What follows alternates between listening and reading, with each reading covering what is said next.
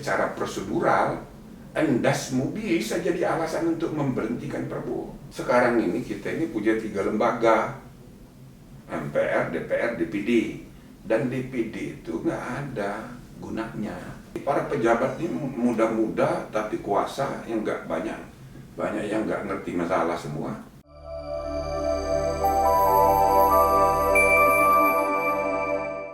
Jumpa lagi dengan saya Khairul Aminuddin dari News Channel Suaramu. Ini tempat rumah kebebasan dan inklusivitas disuarakan. Alhamdulillah kita jumpa dengan Profesor Jimli Asidiki. Beliau orang yang luar biasa. Pasti orang tahu bahwa beliau adalah Ketua Mahkamah Konstitusi yang penjaga konstitusi Republik Indonesia. Yang pertama. Sekarang udah pensiun. Oke Bang, berarti kita ngobrol-ngobrol santai Bang ya. Bisa dijelaskan nggak Bang, yang rame-rame ini kan sekarang ini soal Undang-Undang TNI Polri ini Bang. Bukannya udah reda?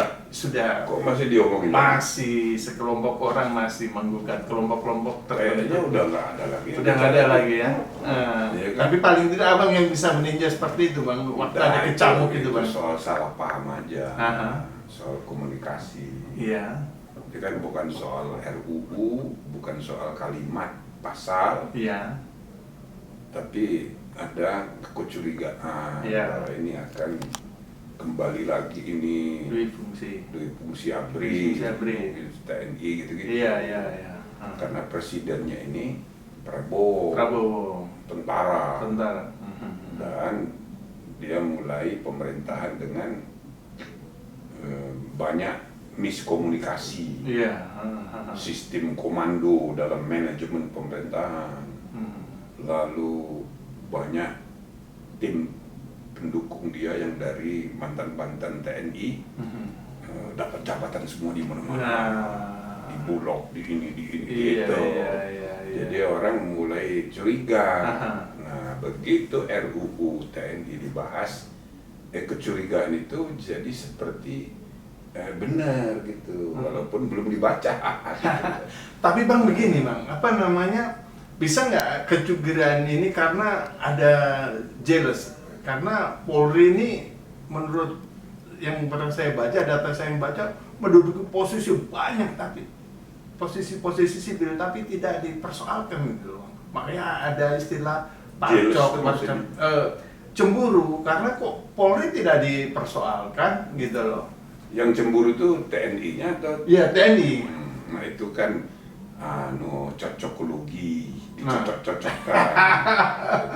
Maka kalau ada isu TNI, Polri, maka RUU TNI kemudian dilanjutkan dengan RUU Polri.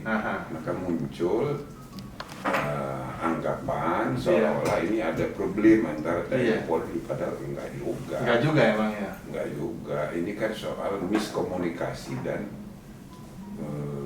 berkembangnya distrust, ketidakpercayaan kepada pemerintah. Kepada pemerintah. Kepada Prabowo dan timnya. Iya. Karena kinerjanya dalam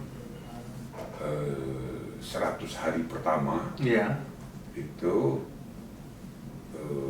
konon didukung oleh hasil survei 80%. Maka antusiasme di kalangan para pejabat itu seneng sekali. Ya kan? Dari 58 naik menjadi 80. Jadi dianggap ya kan? Sudah benar nih apa yang kita kerjakan. Jadi intinya mulai muncul kesalahpahaman karena miskomunikasi dan diskomunikasi. Yang ditambah lagi mismanagement di pemerintahan. Iya. Keputusan pertama dibuat ya belum terasa sih awalnya kan. Jadi kalau saya membacanya ya, kenapa itu hasil surveinya approval rating itu 80%, itu mitigasi dari orang yang tidak memilih di luar 58, ya kan, menerima kenyataan ada presiden baru, lalu menaruh harapan harapan itu ya kan dilampiaskan kepada presiden baru ini, ya kan, menjadilah dia 80%.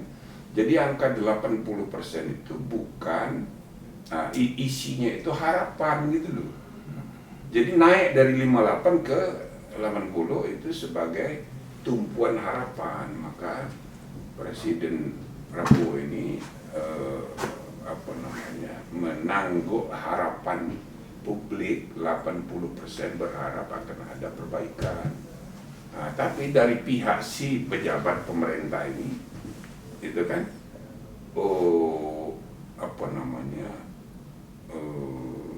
kelebihan menanggapinya, sehingga seolah-olah mandat sudah kita peroleh 58 menjadi 80, sehingga atas dasar itu bisa ngomong sembarangan dan bisa berbuat apa saja.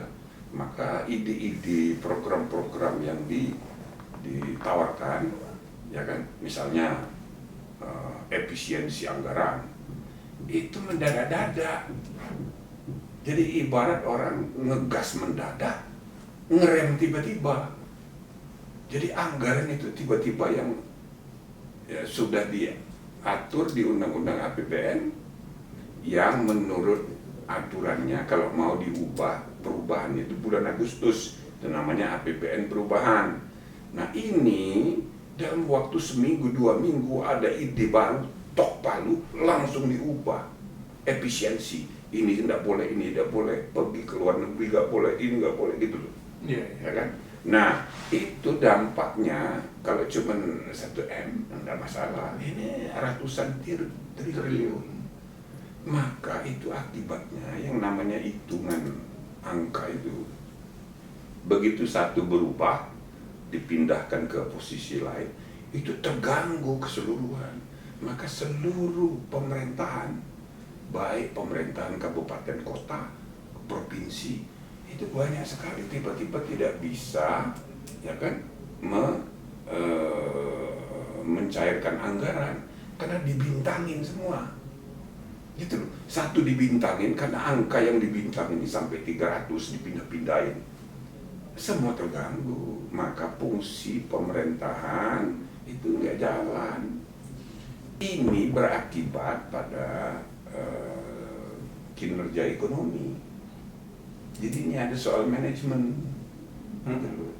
Nah, jadi di samping miskomunikasi, mismanagement.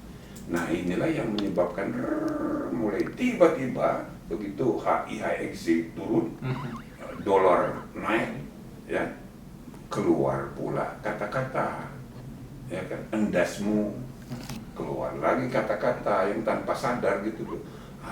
Itu namanya pasar saham, itu gambling, itu kayak perjudian, makin menimbulkan ketidakpercayaan gitu loh. Nah ini belum ada perang tarif Donald Trump, masih masalah domestik.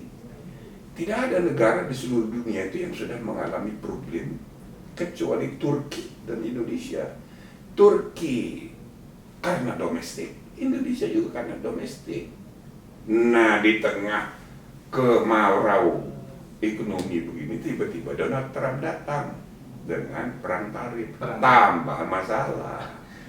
Gitu Bang, loh. saya ingin masuk ke soal komunikasi dan etik ini, Bang. Ya, komunikasi Prabowo dianggap begitu buruk sehingga menurunkan trust publik. Kemudian juga orang-orang di istana itu seperti kayak siapa? Nah, soal kepala babi kemarin itu loh, Bang. Nah, ini Abang melihatnya bagaimana? Apakah itu yang soal etik itu melanggar tata hukum negara, hukum tata negara bagaimana ini, Bang? Kalau etik itu harus dibedakan dari hukum. Hukum itu benar salah. Kalau etik itu baik buruk. Sama dengan dalam agama, halal haram. Tapi orang suka lupa baik buruk. Jadi beragama seolah-olah halal haram aja. Ini halal, ini haram, hitam putih, hitam putih. Ini surga, ini neraka.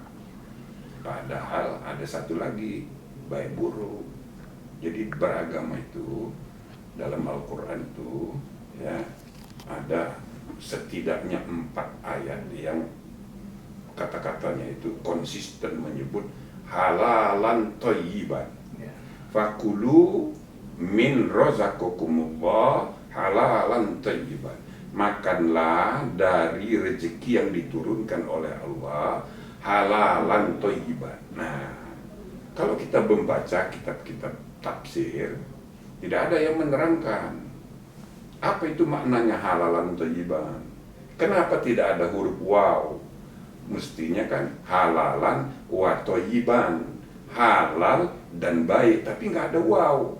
Yang ada halalan thayyiban. Maka tafsir saya terhadap ayat ini bahwa halalan thayyiban itu satu napas, tidak boleh dipisah, itu bukan 2 kata. Maka dalam beragama jangan hanya urusan halal haram, tapi juga baik buruk. Dan bagian baik buruk inilah yang sering dilupakan orang dalam beragama.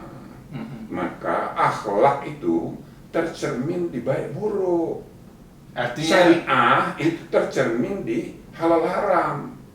Oke? bagaimana dengan Prabowo yang ngomong di depan publik, wah Nah semua. itu tidak ada larangan secara hukum, tapi kan tidak Tidak etis, etis sebagai tidak baik. Saya menyebut tadi bukan cuma soal dalam politik, dalam beragama. iya, iya.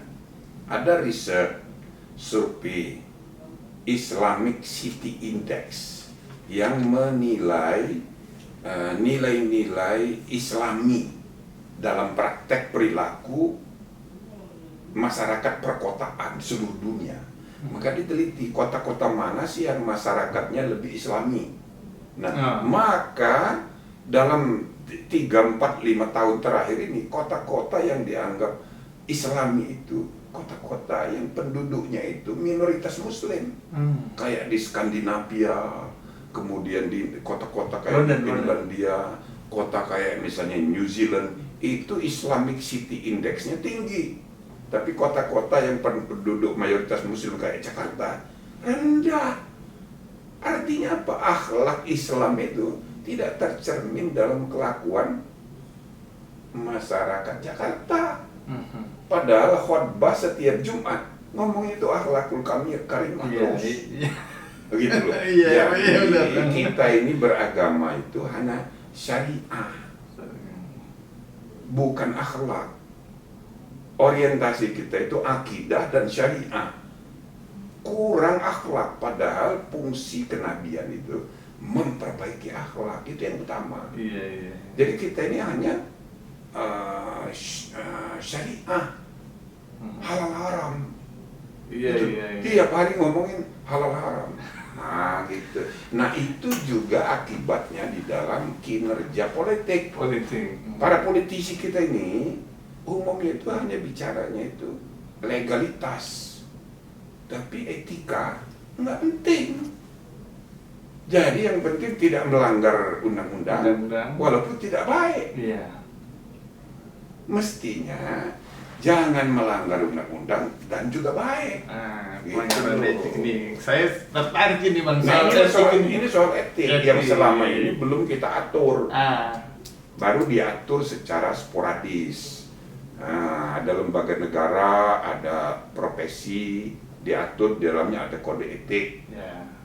Tapi bagaimana penataan selanjutnya secara terpadu supaya sistem hukum kita dilengkapi dengan sistem etika bernegara.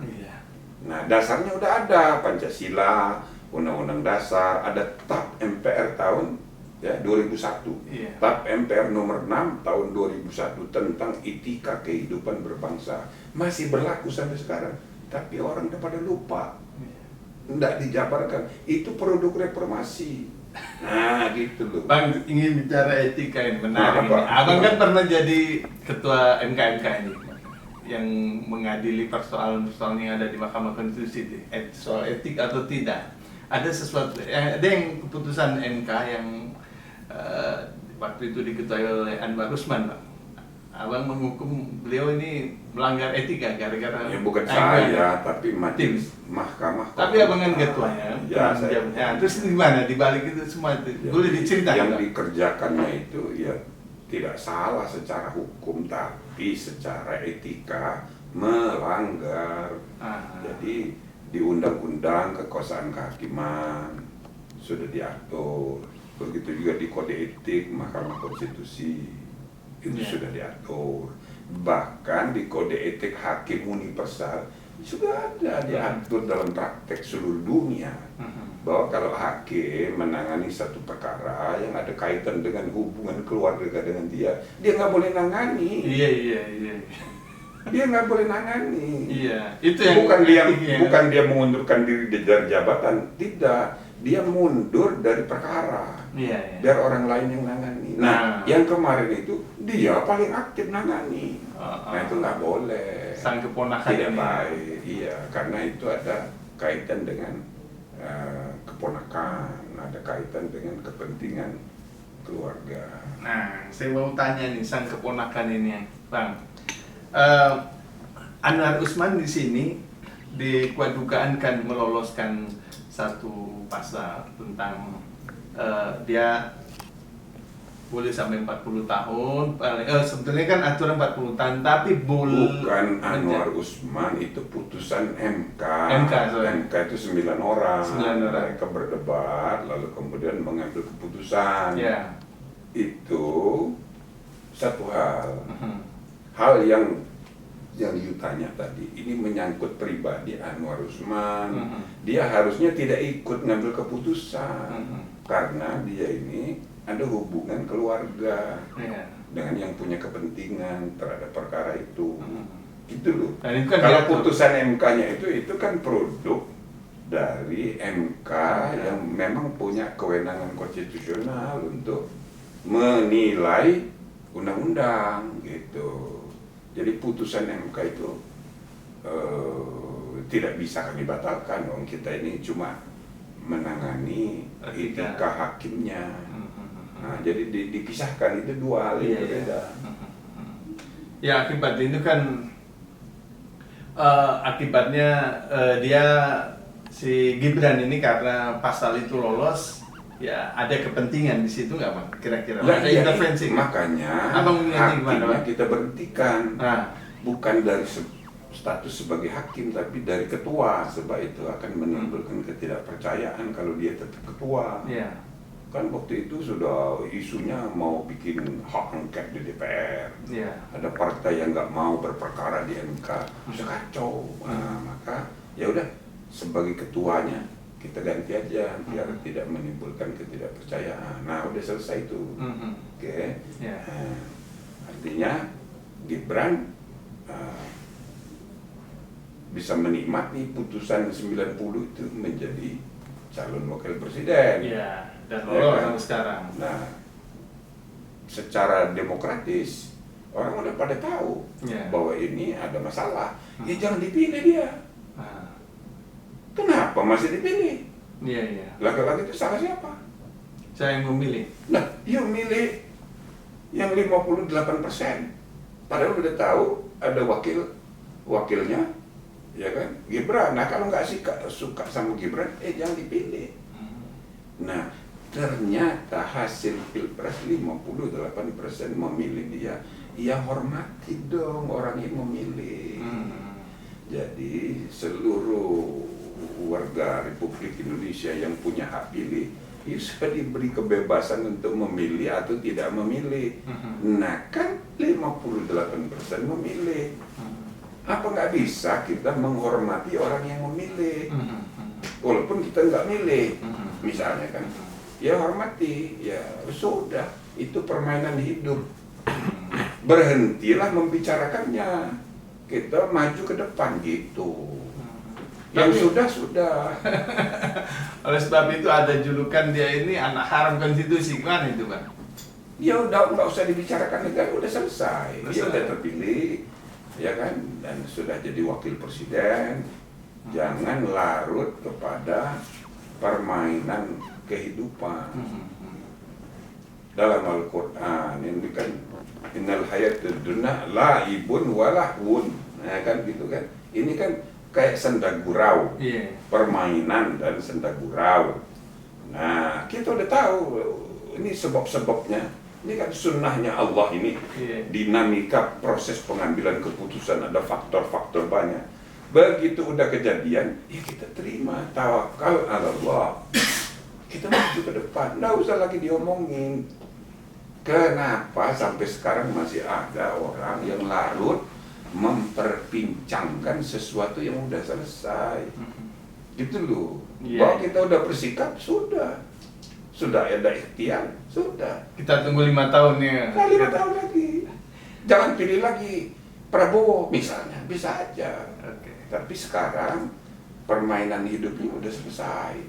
Nah, tinggal kita awasi kinerjanya bagaimana supaya sesuai dengan ya tujuan bernegara gitu. Iya, Tapi bukan berarti kita tidak bisa mengambil pelajaran di situ. Apa pelajarannya?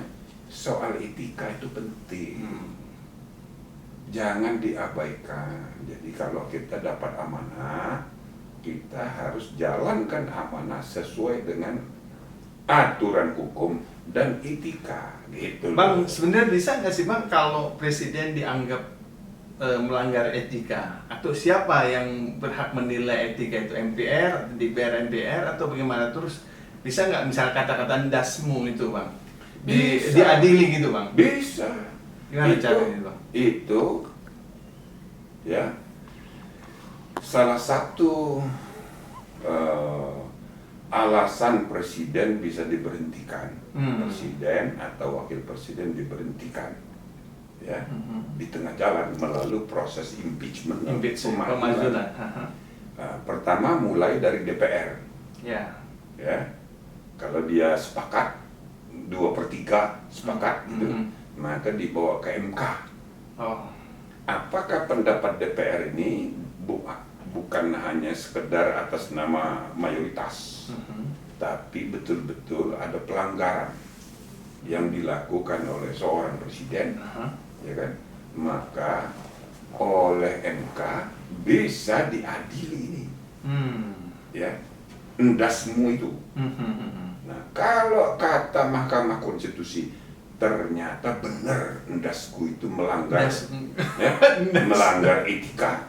melanggar etika sebagaimana dituduhkan oleh DPR. Ya.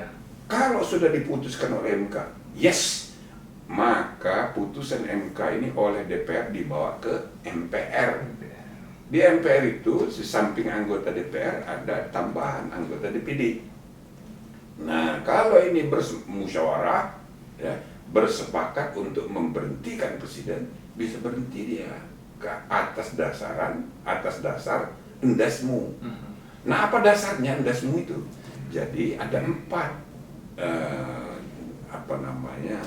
alasan untuk memberhentikan presiden itu. Pertama, kalau dia ya berkhianat pada negara. Kedua, kalau dia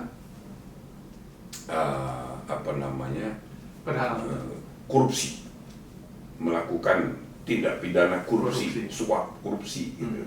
Yang ketiga, kalau dia melakukan tindak pidana berat lainnya. Yang dimaksud tindak pidana berat yang ancamannya di atas 5 tahun, membunuh orang, apa gitu, ya kan? Misalnya nempeleng orang, tapi nggak sengaja ternyata mati orangnya karena tempelengan dia, misalnya gitu loh. Nah itu kan membunuh. Nah itu tinggal dibuktikan bahwa betul dia membunuh atau karena misalnya nggak sengaja, ya kan? Nah itu kalau dia ancamannya itu di atas 5 tahun itu termasuk kategori tindak pidana berat, ya kan? Nah atau dia tidak yang keempat dia melakukan perbuatan tercela, gitu, perbuatan tercela. Nah sebenarnya ada tambahan satu lagi, apabila dia berubah tidak lagi memenuhi syarat sebagai presiden, misalnya karena sakit, karena macam-macam sebab gitu ya, sakit permanen, atau karena dia mengundurkan diri, gitu kan? Dia tidak memenuhi syarat lagi, Kan Itu gitu. Pak melanggar konstitusi negara. Iya, Itu. iya. Nah, hal-hal ini kalau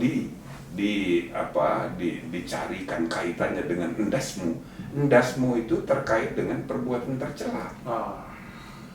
Jadi bisa dibuktikan di MK.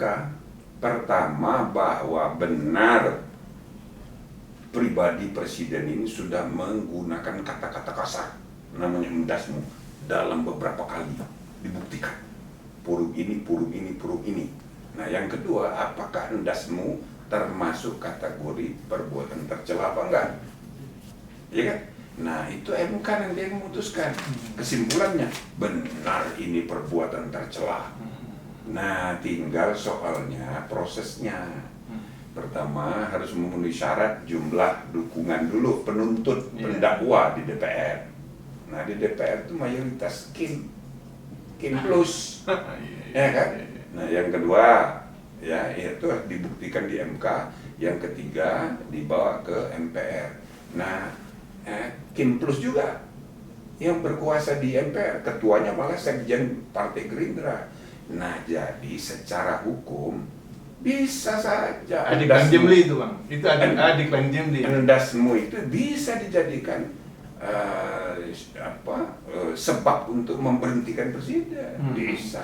Cuma secara politik ya nggak mungkin gitu. Iya. Meskipun secara konstitusi Bisa. memungkinkan. Secara hak hukum, secara aturan bisa. Makanya Bang, hukum konstitusi itu dibawa dikangkangin politik, bener nggak Bang? Mau hukum bicara apa kalau politik tidak?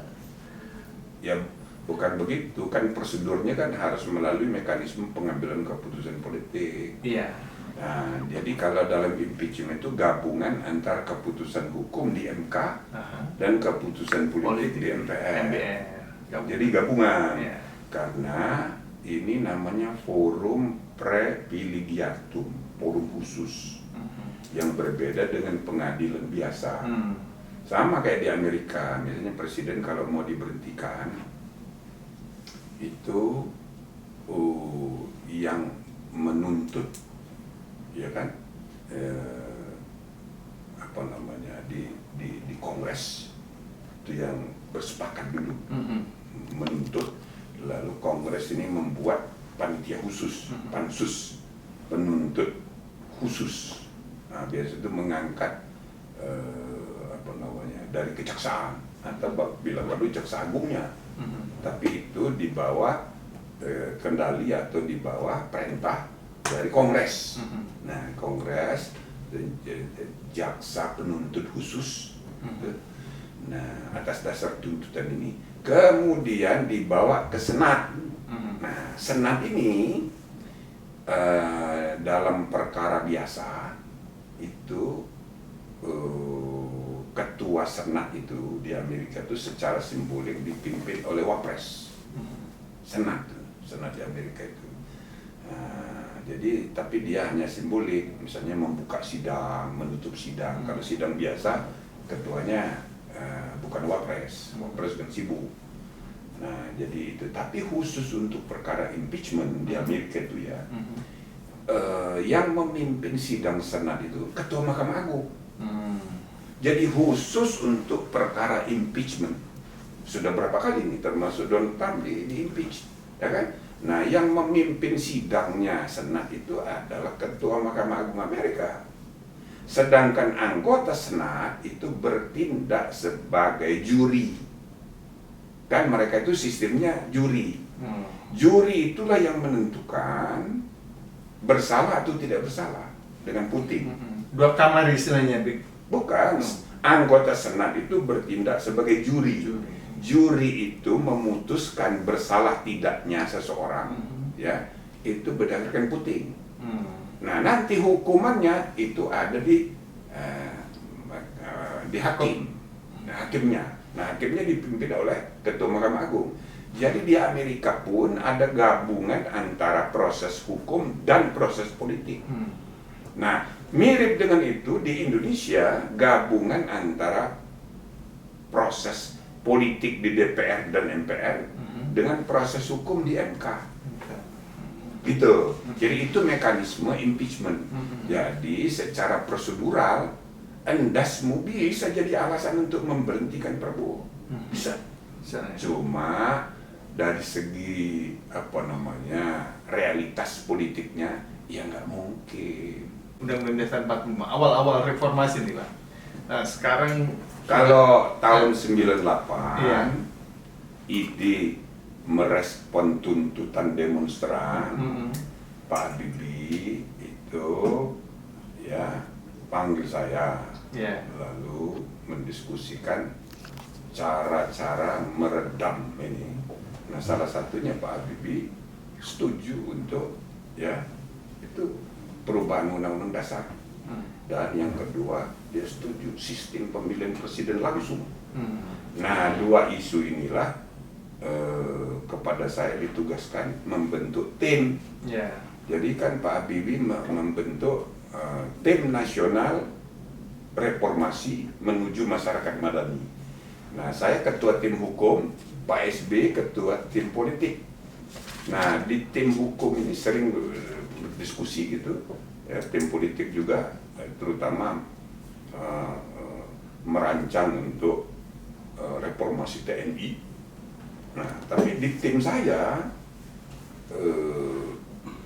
karena dapat perintah Pak Habibie mengenai mengakomodasi ide perubahan konstitusi dan sistem pilpres langsung, kami membuat panel ahli senior-senior saya kumpuli di Seknek, ya, Pak Suni, Pak Bagirmanan, Pak Ismail Suni, Harun Ar-Rasyid, Sri Sumantri, terus ada lagi Pak Buyung Nasution, kita kumpul.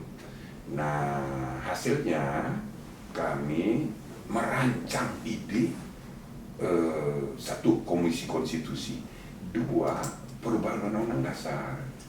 Jadi di dalamnya itu mengakomodasi keinginan untuk memperbaiki sistem pemilihan presiden, nah, gitu kan?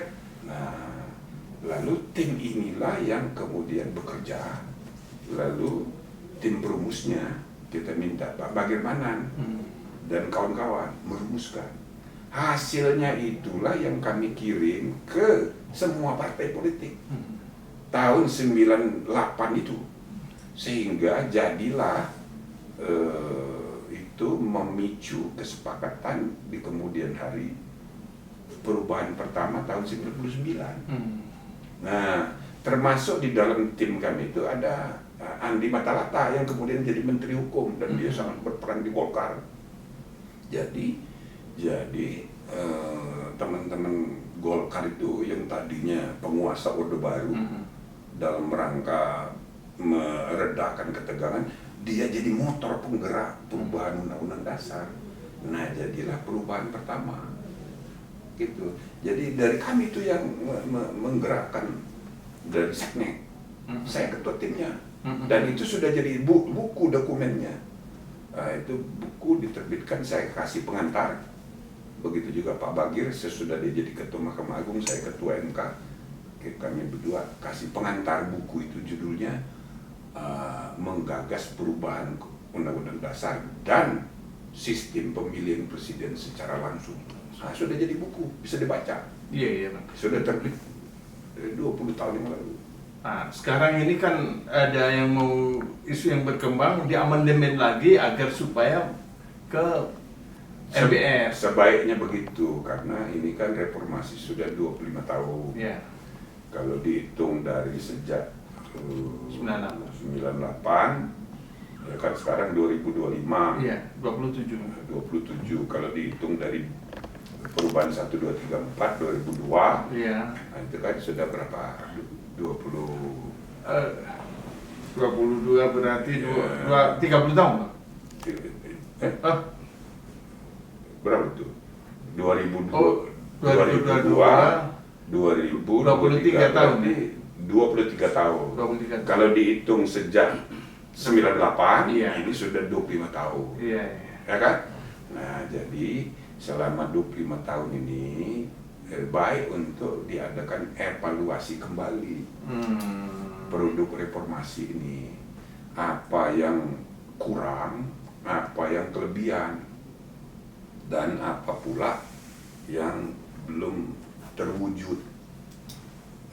Ditambah mempertimbangkan tantangan-tantangan baru, ya kan, menuju pertengahan abad ke-21. Ya, ketika kita mau merayakan 100 tahun Indonesia Emas, ya kan, tapi pada saat yang sama gejala-gejala terjadinya, satu, disrupsi teknologi di segala bidang. Kedua, ancaman perang dunia dimulai dengan perang dagang. Ini udah makin nyata. Maka besar kemungkinan menuju pertengahan abad ke-21 akan terjadi, saya sebut, another big bang change in human history. Ya, perubahan, ada sejarah perubahan dasar sekali lagi sesudah perubahan dasar di pertengahan abad ke-20. Dulu PBB didirikan, negara-negara yang Asia, Afrika yang terjajah merdeka semua, itu kan sesudah Perang Dunia Kedua. Jadi terjadi perubahan besar-besaran tata ekonomi sosial politik dunia. Maka menuju dan mungkin di pertengahan abad ke-21 nanti akan terjadi lagi perubahan besar. Nah, kita harus antisipasi dengan menyiapkan sistem, ya, konstitusional yang adaptif dan antisipatif. Maka mau tidak mau kita harus evaluasi hasil reformasi 25 tahun ini. Caranya gimana? Bukan kembali ke Undang-Undang Dasar 45 asli, itu merusak itu. Tapi yang kita harus lakukan, melakukan perbaikan melalui perubahan kelima, gitu. Banyak sekali yang perlu diperbaiki. Apa yang Bang Jimli paling krusial menurut Bang Jimli? Ya, pertama penataan sistem politik ketatanegaraan, termasuk misalnya sistem lembaga perwakilan dan permusyawaratan rakyat. Sekarang ini kita ini punya 3 lembaga, MPR, DPR, DPD. Dan DPD itu nggak ada gunanya. Terbukti dalam sejarah nggak ada faedahnya itu. Wujuduhu ka'adami. Adanya sama dengan tiadanya. Maka apa tidak perlu kita evaluasi? Kenapa mesti ada 3 lembaga? Di seluruh dunia 2 kemungkinan. Parlemen itu cuma ada 1, namanya monokameral atau unikameral, atau 2 lembaga namanya bikameral. Nah, kita ini trikameral, 3 lembaganya. Dan terbukti DPD itu saya nggak ada gunanya.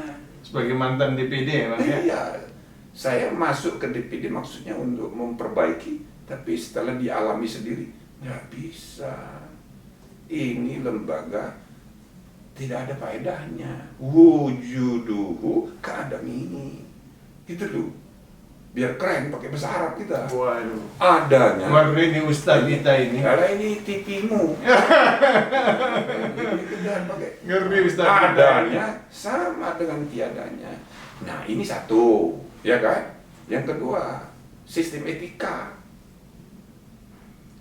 Komisi Yudisial itu lembaga yang paling tinggi berurusan dengan etika hakim, ya kan?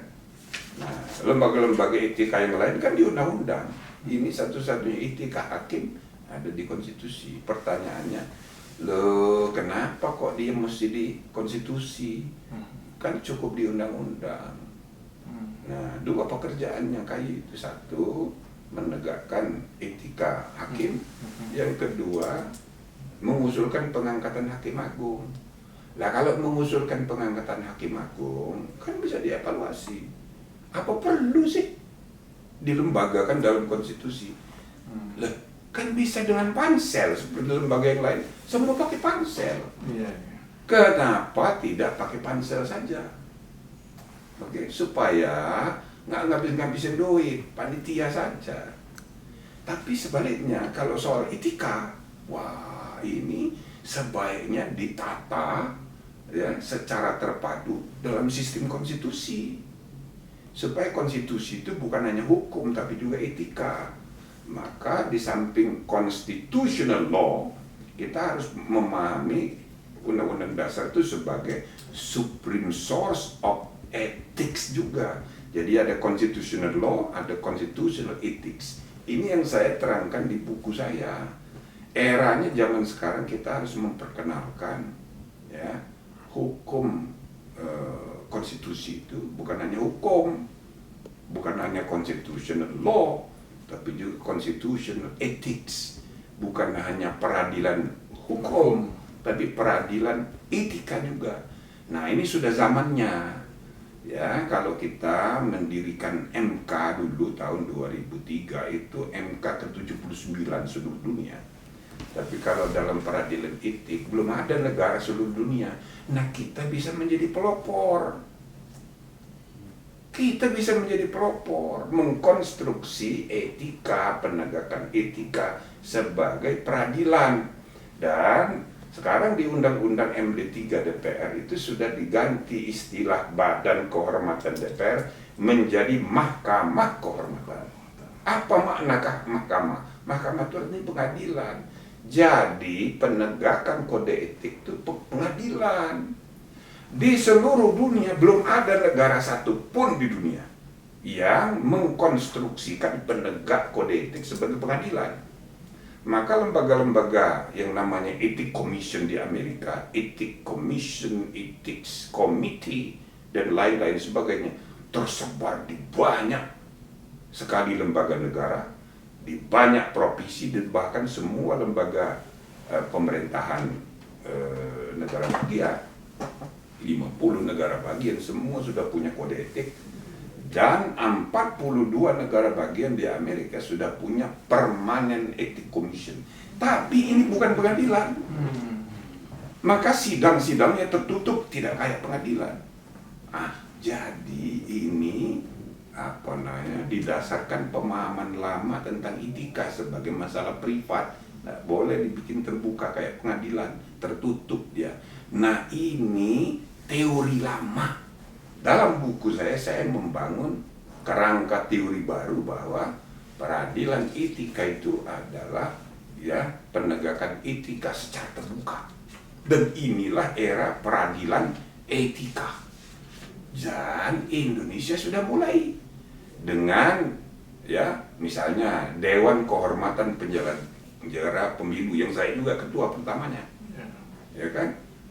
Saya praktekkan begitu saya diangkat jadi ketua Dewan Kehormatan KPU tahun 2009. Saya bikin sidang terbuka. Nah, itu kemudian dicontoh ya, lalu oleh DPR diistilahkan mahkamah itu jadi istilah resmi. Berarti ya kita adalah pelopor pertama konsep peradilan etik. Dan itu juga yang saya praktekkan ketika menjadi ketua Majelis Kehormatan MK. Sidangnya kayak terbuka aja. Gitu Bu. Jadi sistem etika ini sudah saatnya dipahami setara, sama penting, sama kuat, dan sama derajatnya dengan sistem hukum. Sistem hukum ya, rule system, ada yang legal system, ada yang ethical system. Sistem etika bernegara. Dasarnya sudah ada sekarang. TAP MPR nomor 6 tahun 2001 tentang etika kehidupan bernegara berbangsa. Itu dijabarkan. Itu maksud saya. Ya kita harus bikin undang-undang, tapi mulai dari konstitusi dulu. Sekaligus memperbaiki KY. Jadi KY itu bukan cuma menangani etika hakim, tapi etika hakim dan pejabat publik lainnya. Yang dimaksud pejabat publik itu pejabat negara, pejabat pemerintahan, termasuk pejabat profesi. Jadi KY itu lebih luas pekerjaannya. Cuma dibuat bahwa KY itu jangan memutus, dia menjadi semacam kejaksaannya. Dia menjadi semacam pintu masuknya. pembinaannya, ya kan? Nah, yang memutus siapa? Kita buat Mahkamah Etika Nasional namanya. Mahkamah Etika Nasional. Inilah jadi puncak sistem peradilan etik. Supaya apa? Masing-masing sistem peradilan etik ini berjalannya itu sendiri-sendiri. Misal, ya, profesi hakim sendiri, profesi advokat ada pradi, profesi kedokteran ada ID. Dan finalnya kalau misalnya mau banding terakhir, kasasi terakhir di supaya bisa mengatasi problem. Misal Todung Mulya Lubis diberhentikan oleh pradi sebagai advokat, dia kemudian ngamuk, tidak ada tempat dia membela diri, maka bersama Bang Buyung dia mendirikan KAI, Kongres Advokat Indonesia. Nah, sejak itu organisasi advokat pecah belah, pradi jadi 3, KAI pun jadi 3. Sekarang ini jadi banyak sekali organisasi advokat, padahal di undang-undang organisasi advokat hanya dibolehkan 1 single bar. Tapi nyatanya semua pejabat penegak hukum sekarang ini secara berjamaah melanggar undang-undang semua. Gara-gara kasus di mana Todung Mulya Lubis tidak ada tempat dia mengadukan praktek yang memecat dia yang menurut dia tidak adil, karena organisasi pradi dikendalikan oleh orang lain yang tidak suka sama dia. Nah, contoh itu. Contoh yang kedua, Terawan, dokter, dia mantan menteri kesehatan, terkenal, banyak sekali kreativitasnya. Oleh ID dia diberhentikan. Dia diberhentikan itu dengan tuduhan bahwa dia punya DSA itu enggak benar, itu melanggar kode etik. Tapi karena dia ini menteri, mantan menteri, dia nggak mau datang dipanggil oleh ID. Gara-gara dia tidak datang, sombong dia, ya kan? Maka oleh Majelis Kehormatan ID dipecat dia, diberhentikan sebagai dokter, ya kan? Nah, masalahnya apakah itu terbukti bahwa ini melanggar kode etik apa enggak? Justru dia dipecat itu bukan karena melanggar atau tidak melanggar, tapi gara-gara dia tidak mau datang. Gara-gara sombong doang. Gara-gara sombong doang. Nah, tapi tidak ada tempat di mana tempat dia mengadu, tempat tertinggi, kasasi tertinggi. Makanya kalau ada dia ke Nah, Anwar Usman diberhentikan sebagai ketua MK oleh MK. Lalu dia menggugat ke pengadilan Tun. Bolak-balik menggugat ke pengadilan Tun sampai akhirnya dicabut. Tapi sudah kelamaan. Pemilunya sudah selesai. Coba kalau dia tidak diberhentikan sebagai ketua, maka sampai hari ini dia masih ketua. Karena kalau dia diberhentikan sebagai anggota, ya, itu harus ada kepres yang memberhentikan dia sebagai hakim. Kepres akan keluar apabila sudah final. Lah ini kan belum final karena dia masih menggugat ke pengadilan Tun, gitu loh. Maka kalau misalnya kami waktu itu tidak memberhentikan dia sebagai ketua, tapi memberhentikan dia sebagai anggota, bisa gawat. Dia tetap jadi ketua sampai sekarang. Karena dia menggugat ke pengadilan Tun. Nah, masalahnya kenapa dia menggugat ke pengadilan Tun? Pengadilan Tun itu pengadilan hukum administrasi. Oke. Sedangkan MK pengadilan etika. Segala sesuatu yang melanggar etika tidak harus melanggar hukum. Itu 2 hal yang berbeda. Kalau pelanggaran etika dibawa ke ranah pengadilan hukum akan menilai enggak ada hukum yang dilanggar kok, misalnya begitu. Lah memang tidak harus melanggar hukum, ini melanggar etika, gitu. Maka akan timbul kekacauan karena pengadilan hukum mau menilai produk peradilan etika. Segala sesuatu yang melanggar hukum besar kemungkinan melanggar etika juga. Tapi segala sesuatu yang melanggar etika Tidak harus melanggar hukum. Itu sebabnya kita memerlukan tempat peradilan tertinggi, sistem etika. Nah, itulah saya usulkan ada men sekaligus menata kembali peran dan kedudukan dari KAI. Nah, itu idealnya di Undang-Undang Dasar. Kalaupun belum di Undang-Undang Dasar, mulai dengan membentuk undang-undang aja dulu. Undang-undang sistem etika dan peradilan etika misalnya gitu, nasional. Nah gitu. Itu termasuk pers juga berarti, Prof ya? Termasuk pers. Bukan dia di Dewan Pers ya? Dewan Pers itu harus difungsikan. Sekarang ini belum berfungsi. Dia malah membela pers. Itu salah satu fungsinya, membela pers. Tapi dia harus mengadili pers juga. Tapi pengadilannya pengadilan etika. Kalau pengadilan hukum, sanksinya itu satu, pidana mati, ya kan? Hukuman mati. Walaupun sekarang sudah ada masa percobaan 10 tahun, tapi masih ada sanksi pidana mati. Tapi yang paling banyak memenjarakan orang, ya kan? Atau mendenda atau apa. Nah, tapi kalau etika nggak perlu memenjarakan orang, apalagi penjara udah perlu. Penjara sekarang ini sudah 200% Kapasitasnya. over kapasitas. Udah kebanyakan isinya itu, ya kan? Maka untuk pers nggak perlu dipenjarakan, yang penting dipecat aja, gitu, diberhentikan sebagai wartawan, gitu loh.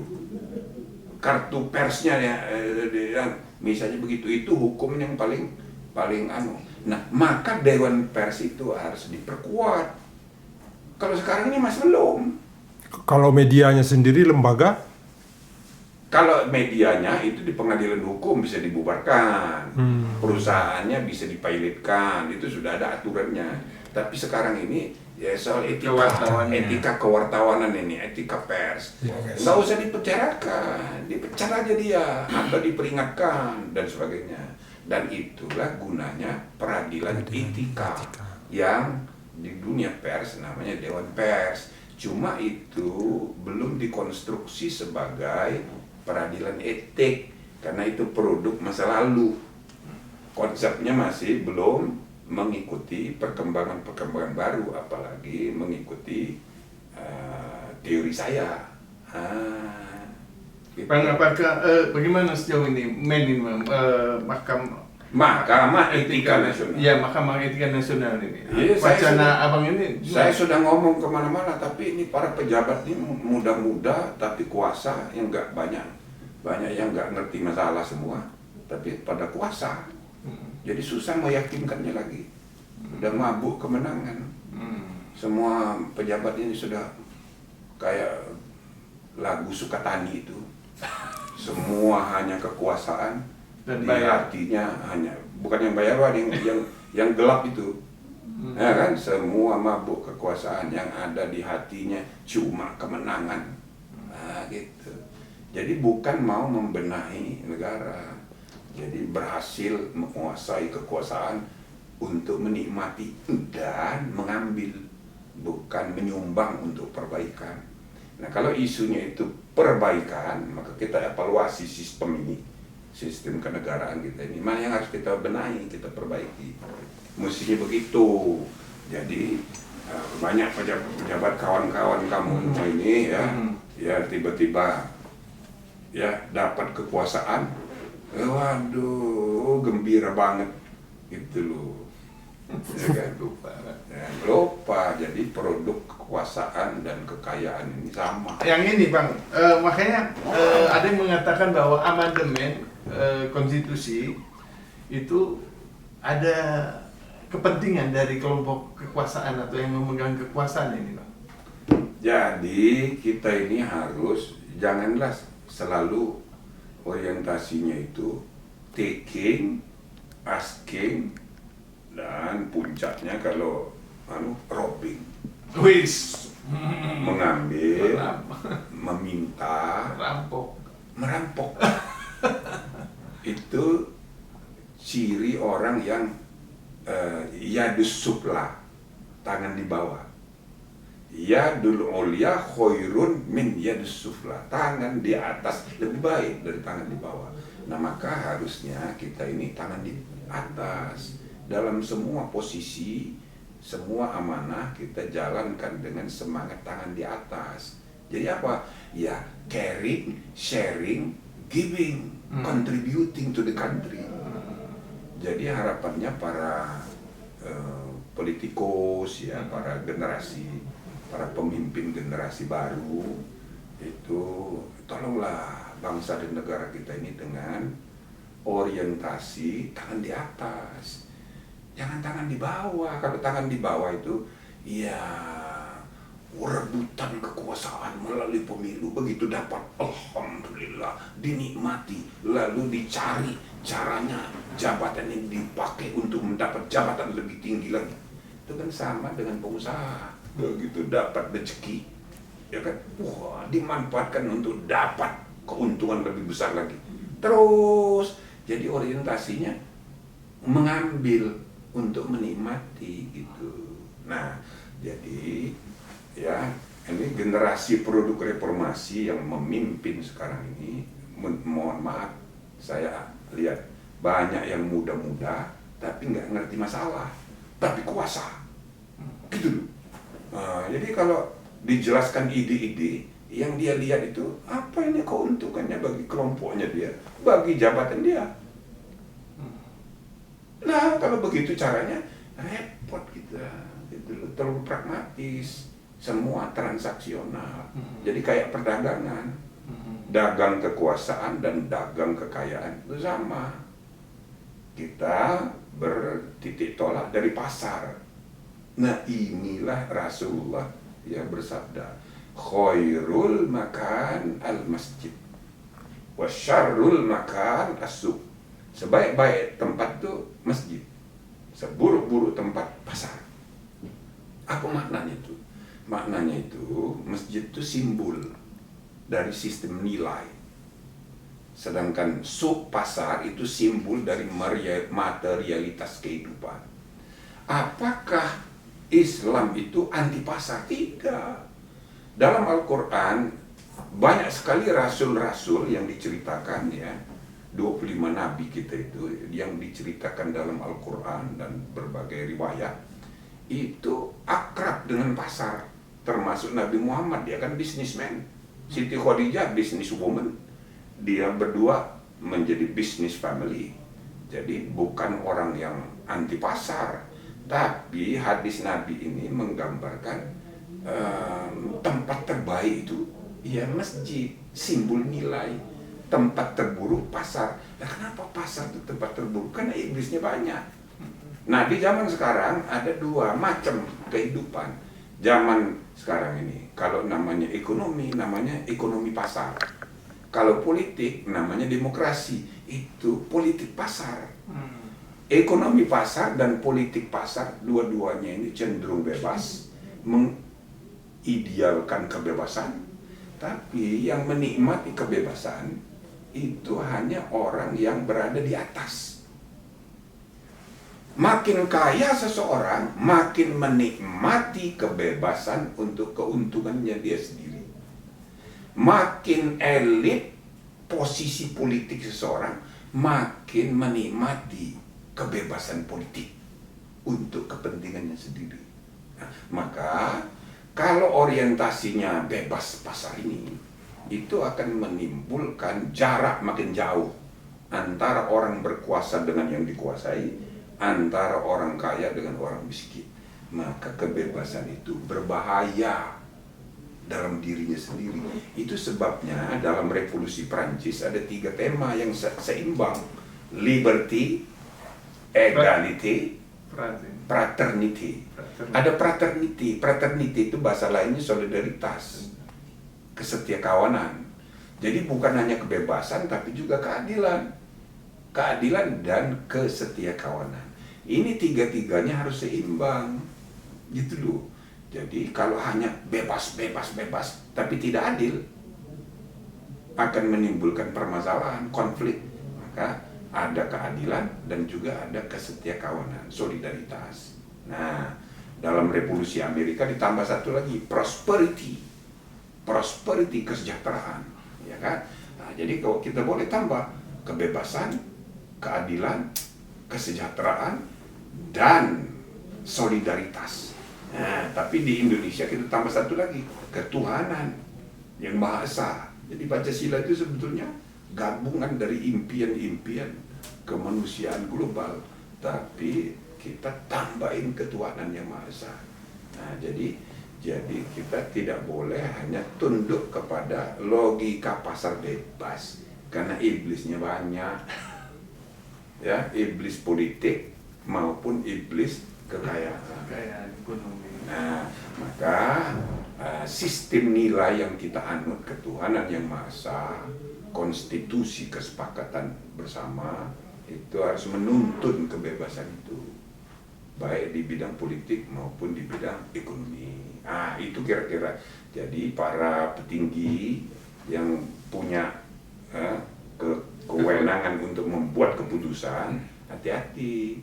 Jangan hanya berdasarkan hitungan suara, baik suara politik maupun suara ekonomi. Itu belum tentu adil, belum tentu benar, belum tentu masuk surga. Walaupun niatnya baik, tapi belum tentu mulia di mata Allah. Harus seimbang. Mari manfaatkan ketika Anda dapat amanat untuk mengevaluasi produk reformasi 25 tahun, untuk kita evaluasi, kita tata ulang, perbaiki apa aja melalui perubahan kelima gitu. Siap Bang. Bang, soal perubahan ini kembali lagi konstitusi ini. Dulu kan diputuskan bahwa presiden threshold itu kan untuk ambang batas pemilihan presiden kan 20%, Bang. Kemudian digugat. Jadi lebih tepat dan presidential nomination threshold. Untuk nominasi. Syarat persyaratan untuk pencalonan. Iya, ambang batas. Ambang batas. Nah, tadi 20%, kemudian digugat.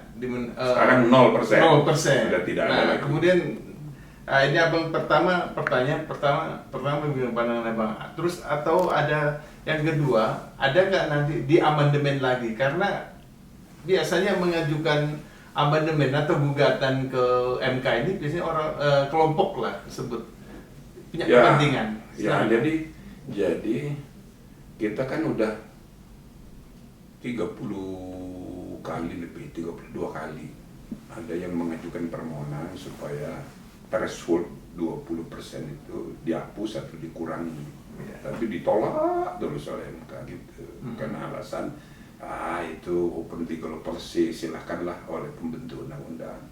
Tapi sesudah berkali-kali kita pilpres, sudah pilpres ke-4 kali gitu ya, 2004, 2009, 2014, 2019, 2024 yang kelima, kita menghadapi kenyataan munculnya bukti-bukti baru bahwa 20% itu memang merusak demokrasi dan merusak juga masa depan kualitas dalam jangka panjang. Ya, jadi nanti terbatas calon itu, padahal kita ini terlalu plural sebagai bangsa Bhinneka Tunggal Ika. Misalnya saya pernah di 2018 ketika Putin terpilih, bukan yang 2024, 2018, saya diundang menjadi pemantau internasional Pilpres Rusia. Maka saya hadir di situ, dapat penjelasan dari KPU setempat bahwa yang mendaftar sebagai calon presiden Rusia 2018 itu ada 34 orang. 34 orang calon. Tapi setelah diverifikasi, diseleksi oleh KPU setempat, yang memenuhi syarat cuma 8. 8 orang yang kemudian ikut pilpres. Begitu pemungutan suara, Vladimir Putin itu saking terkenalnya, ya kan, dia dapat 76%, 76 atau 78%, 76 kali. Ya, 76%. Tinggi sekali. Sedangkan yang 7 lain lagi, itu ada yang 1%, 2%, 5% gitu. Nah, jadi apa yang bisa diambil kesimpulan dari situ? Kesimpulannya adalah rakyat itu kalau dia sudah ingin menghendaki orang yang dia percaya, pasti akan dipilihnya. Tapi nggak perlu menghalangi yang 7 orang lainnya itu sebagai calon. Gitu loh. Nah, Rusia itu plural. Tapi kalau dibandingkan dengan kita, ya lebih plural kita. Gitu loh, suku bangsanya, agamanya, banyak sekali kita ini. Nah, maka biarlah jumlah capres kita itu banyak. Nanti ada yang mewakili, ada yang orang Sundanya, ada orang Palembangnya, orang Bugisnya, gitu loh, orang Bataknya, orang Acehnya, bahkan orang Papua, ya kan? Jadi capres. Soal nggak terpilih, ya belakangan. Ini kan perang gagasan. Tapi jangan dihalangi. Kalau dengan cara threshold ini, itu lama-lama dalam jangka panjang, orang yang akan terpilih itu orang yang namanya ada huruf O-nya. Yang huruf O-nya itu yang paling banyak itu mayoritas ya penduduk Jawa. Bahkan penduduk Jawa ini sudah tersebar 30% di Sumatera Utara, 70% di Lampung. Lampung tuh 70% orang Jawa tuh. Papua juga kan? Papua Merauke juga. kan? Lama-lama nanti yang huruf O semua. Orang Jawa pun kalau nggak ada huruf O-nya, ya nggak dipilih juga itu. Habibie tidak ada U-nya. Iya, tapi kan oleh MPR. Iya. MPR, dia kan belum pemilihan langsung. Iya. Nah, jadi maksud saya, biarlah itu banyak capres sambil mendidik rakyat kita ini untuk tidak lagi mempersoalkan huruf. Gitu loh, ya kan? Nah, maka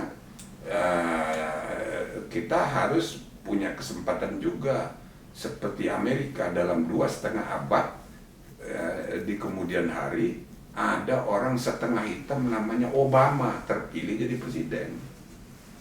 Gitu loh, dia setengah hitam. Nah, kita juga harus membayangkan sesudah 1 abad nanti ada orang Papua yang hitam terpilih jadi presiden Republik Indonesia karena memang orang suka sama dia, gitu loh. Nah, tapi kalau pakai threshold begini, ya nggak bisa, nggak bisa. Yuk, ada O-nya nggak? Ada. Khairul Aminuddin. Nggak ada O-nya. Ya, yuk, ada O-nya. Nggak ada. Ya, jadi nggak PRRI bakat, saya, Pak. jadi capres nggak bakat dia. Iya. Nah, apalagi saya, Jimli Asidiki, nggak ada sama Nggak ada. sekali. Saya ini merasa rasanya mampu saya ini jadi presiden. Insya Allah, amin. Tapi bagaimana? Nunggu, kalau pakai threshold, ya nunggu 10 abad baru. Tapi itu kan harus dicalonkan oleh partai politik kan? Nah, itu kan soal teknis. Aha. Yang penting maksudnya, biarlah kita ada fungsi yang secara sengaja melakukan constitutional, saya namakan constitutional engineering, perekayasaan konstitusional untuk meningkatkan kualitas demokrasi kita tanpa ya pengaruhi oleh etnisitas. Gitu loh. Tapi terasa ya ada etnis itu. Lah kalau kami orang Sabrang terasa itu. Terasa. Gitu loh. Ya, jadi threshold itu penting untuk rekayasa budaya, untuk memperkuat demokrasi di masa depan. Gitu ya.